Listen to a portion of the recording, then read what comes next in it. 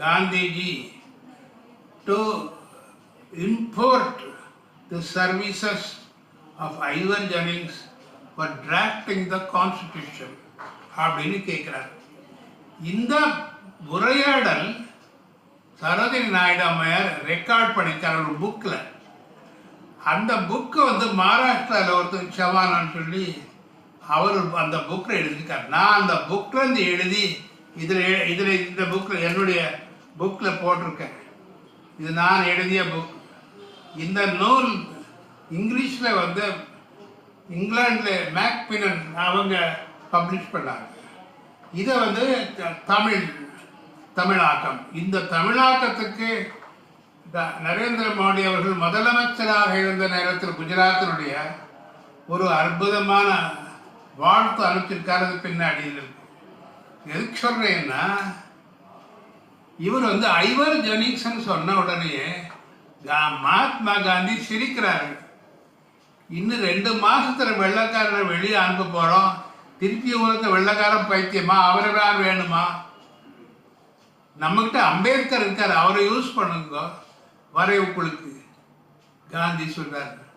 அதற்கு முட்டு இவர் Nehru, he was a stumbling block for our freedom movement.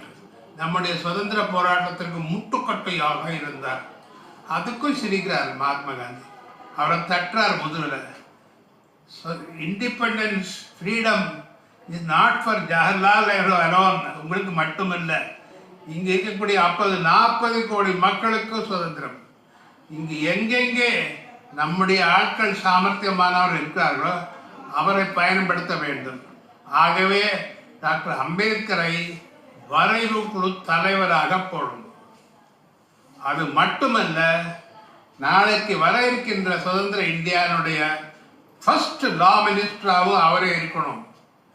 Mahatma Gandhi நேருனுடைய அந்த வெள்ளைக்கார மோகத்தை அடித்து நொறுக்கி மகாத்மா காந்திக்கு அதனால தான் அவங்க சூழ்ச்சியை மீறி டாக்டர் அம்பேத்கர் வர முடிஞ்சது. அது மட்டுமல்ல, அவர் எல்லா சாசனத்தையும் அவர் தான் நிறைவேற்றினார். ஆனால் காஷ்மீருக்கு தனி அந்தஸ்து கொடுக்கக்கூடிய 370வது சாசனம் அது தேச துரோகம். காஷ்மீர் ஒரு தனி மாநிலம், ஒரு தனி ராஜ்யமா பண்றது ஷேக் அப்துல்லாவை திருப்திப்படுத்துவதற்காக நேரு பண்றார். இட் இஸ் ட்ரெச்சரஸ் மூமெண்ட், அவரே சொல்றார். ஆகவே இந்த 370 நான் முன்மொழிய மாட்டேன்.